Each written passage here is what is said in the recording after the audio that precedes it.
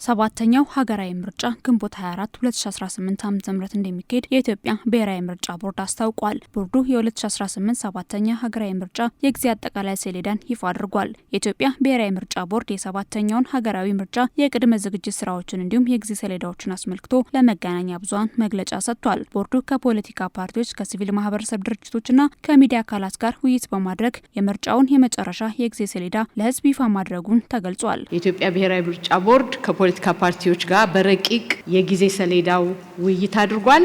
የድምጽ መስጫዋንም ቀን ግንቦት 24 ቀን ቦርዱ ይዟል። እንግዲህ የድምጽ መስጫ ቀን መራጩ ድምጽ የሚሰጥበት ቀን ተብሎ የተለየው ግንቦት 24 ቀን 2018 ዓ.ም የድምጽ መስጫ ቀን ሆኖ በመርሃ ግብሩ ተቀምጧል። ከጥር 1 እስከ የካቲት 1 2018 ዓ.ም እጩዎች በቴክኖሎጂ በመጠቀም እጩዎቻቸውን የሚመዘግቡበት የወጣው ጊዜ ሰሌዳ ነው። ሌላው የመራጮች ምዝገባ ነው። ይህ የመራጮች ምዝገባ የወጣለት የጊዜ ሰሌዳ ከየካቲት 7 እስከ መጋቢት 7 ቀን 2018 ዓ.ም ነው። ማንኛውም መራጭ በምርጫ ጣቢያ በመገኘት የመራጮች ምዝገባ የሚያከናውንበት የጊዜ ሰሌዳ ይሄ ከየካቲት 7 እስከ መጋቢት 7 ቀን 2018 ዓ.ም ነው። የኢትዮጵያ ብሔራዊ ምርጫ ቦርድ ሰባተኛው ሀገራዊ ምርጫ በተያዘለት የጊዜ ሰሌዳ ለማከናወን አስፈላጊው የቅድመ ዝግጅት ስራዎች የተሰራ መሆኑን የምርጫ ቦርዱ ዋና ሰብሳቢ ሜላትወርቅ ኃይሉ ገልጿል። በዘንድሮ ሀገራዊ ምርጫ ለመጀመሪያ ጊዜ የመራጮችና እጩዎች ምዝገባ በዲጂታል ለማድረግ የሚያስችል ሶፍትዌር መበልጸጉን ዋና ሰብሳቢው አመላክተዋል። ፓርቲዎች ወይም የግል ተወዳዳሪዎች በቢሮአቸው ባሉበት ሆነው እንደ እጩ ራሳቸውን የሚመዘግቡበትን ሲስተም ለምቶ ያ ሲስተም ደግሞ ከባለድርሻ አካላት ጋራም ውይይት ተደርጎበት ፓርቲዎችም አይተውት ስራ ላይ የሚናውልበት ጊዜ ነው የሚሆነው። ሁለተኛው የለማው የምዝገባ ሲስተም የመራጮች ምዝገባ ሲስተም ነው።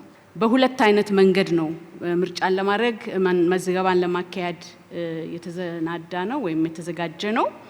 አንደኛው ዲጂታላይዝድ በሆነ መንገድ የሚደረግ ምዝገባ ነው። ሁለተኛው ደግሞ በማኑዋል እንደ ድሮ አይነት ምዝገባ ነው። እዚህ ላይ በጣም ትኩረት እንዲሰጥልን የምፈልገው በዚህ ጊዜ ስራ ላይ ለመዋል የለማውና ስራ ላይ ለመዋል ቦርዱ እየተዘጋጀ ያለው የመራጮች ምዝገባም ብቻ ነው። ምርጫን አይደለም፣ ቮቲንግ አይደለም፣ መራጮች ምዝገባ ብቻ ነው የምናደርገው። ምርጫውን በተያዘለት የጊዜ ሰሌዳ ውስጥ ለማካሄድ ሰላም ወሳኝ ነው ያሉት የኢትዮጵያ ብሔራዊ ምርጫ ቦርድ ዋና ሰብሳቢ ሜላትወርቅ ሰባተኛው ሀገራዊ ምርጫ የሰላም ጸጥታ ችግር ባለባቸው አካባቢዎች ጭምር ማካሄድ በሚቻልበት አስቻይ ሁኔታዎች ላይ ከሚመለከታቸው አካላት ጋር ቦርዱ እየሰራ መሆኑን አንስተዋል። ምርጫን ለማድረግ እንደምታውቁት ሰላም ወሳኝ ነው። ስለዚህ ይሄንን ለማድረግ አስቻይ ሁኔታ አለ ወይ፣ የጸጥታ ሁኔታ ምን ይመስላል የሚል ጥያቄ የሁላችንም ጥያቄ ነው። ስለዚህ ቦርዱ ይሄንን በተመለከተ አሁንም እየሰራበት ወደፊትም እየሰራበት ይሄዳል። ያለውን የጸጥታ አሴስመንት ከክልል መንግስታት እንቀበላለን፣ ከጸጥታ ተቋማት እንቀበላለን። እንግዲህ ይሄንን ስራ ዛሬ ተሰርቶ የሚቆም አይደለም። እስከ ምርጫው ቀን ድረስ የተለያዩ ፕሮግራሞች እየወጡ የሚካሄድበት ይሆናል ማለት ነው። ስለዚህ አስቻይ ሁኔታ እስከሌለ ድረስ ምርጫ ማድረግ አይቻልም። ይሄ ምንም የሚያጠራጥርም ጥያቄም የሚፈጥር ነገር አይደለም።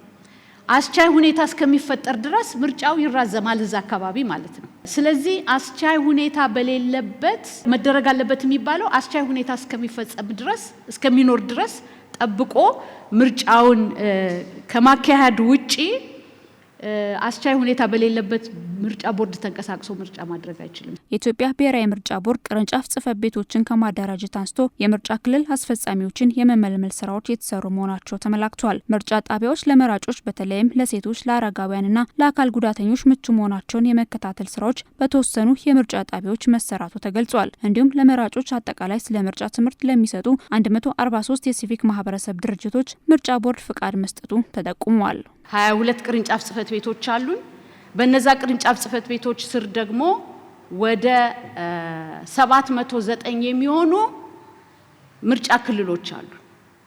አሁን ቦርዱ የቅጥር ስራ እየሰራ ያለው ለምርጫ ክልል አስፈጻሚዎች ነው። ከምርጫ ጋር የተገናኘው የመራጮች ትምህርት የማስተማር ስራ ነው። የመራጮች ትምህርትን ለማስተማር 143 የሲቪል ማህበረሰብ ድርጅቶችን ፈቃድ ሰጥቷል፣ እውቅና ሰጥቷል። ስለዚህ እነዚህ የሲቪል ማህበረሰብ ድርጅቶች እንግዲህ ባላቸው የራሳቸው ስትራቴጂ ተጠቅመው የመራጮችን ትምህርት በአገሪቱ ከምርጫ ቦርዱ ጋራ በመተባበር ያስፋፋሉ ተብሎ የሚጠበቁ ናቸው። ምርጫ ቦርድ ካከናወናቸው የቅድመ ዝግጅት ስራዎች መካከል ከተለያዩ የፖለቲካ ፓርቲዎች ጋር በመገናኛ ብዙሃን የሰዓት አጠቃቀም፣ ለእጩዎችና ለፖለቲካ ፓርቲዎች የመንግስት የገንዘብ ድጋፍን በተመለከተ ብሎም በምርጫ ሂደት ውስጥ የሚነሱ ቅሬታዎች አፈታት ዙሪያ በጋራ መስራት በሚቻልበት ሁኔታ ላይ ውይይት ተደርጎ ከስምምነት መደረሱ ተመላክቷል። እንዲሁም ተፎካካሪ የፖለቲካ ፓርቲዎች ወደ ህዝቡ ወጥተው ፕሮግራሞቻቸውን የሚያስተዋውቁበት የክርክር ስራ ለመስራትና በመገናኛ ብዙሃን ወጥተው ክርክር ከማድረጋቸው በፊት ስልጠና መሰጠቱን የቦርዱ ዋና ሰብሳቢ ተናግረዋል። እንዲሁም በፖለቲካ ፓርቲዎች መካከል የሙከራ ክርክር መደረጉ የተገለጸ ሲሆን 56 የፖለቲካ ፓርቲዎች በ16 ርዕሰ ጉዳዮች ላይ ክርክር ማድረጋቸው ተመላክቷል።